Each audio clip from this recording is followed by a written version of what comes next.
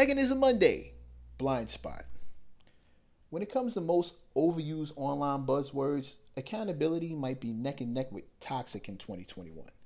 And it makes sense that it would, because behind a lot of the controversies, beefs, and bullshit you see floating around the internet these days, a good chunk of that can be traced back to one or more parties' failure to admit that they were in the wrong and be responsible for what they did as a result.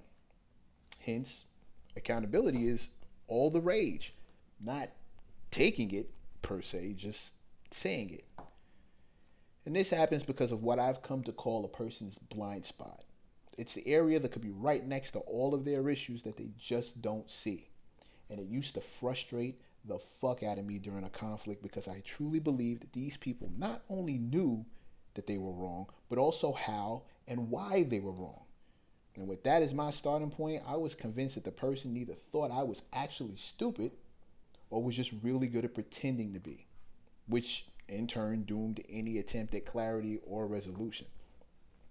But after a few years in this business, I've come to realize that a lot of the time, the person on the other side has no idea how wrong they are.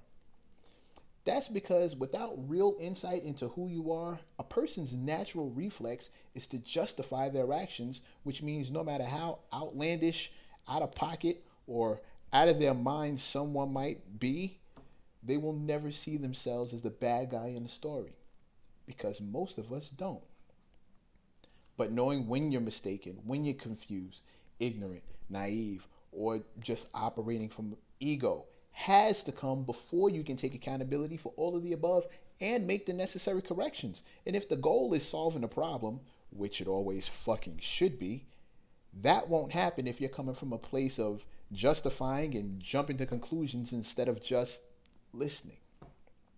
Bottom line, learn to get more comfortable being wrong and double check your blind spot before you switch lanes and hit the gas. Because even if you have the right of way, it may not be worth the accident you'll cause by claiming it. So before you make wrong and strong a career motto, just ask yourself, would you rather be right or would you rather be happy?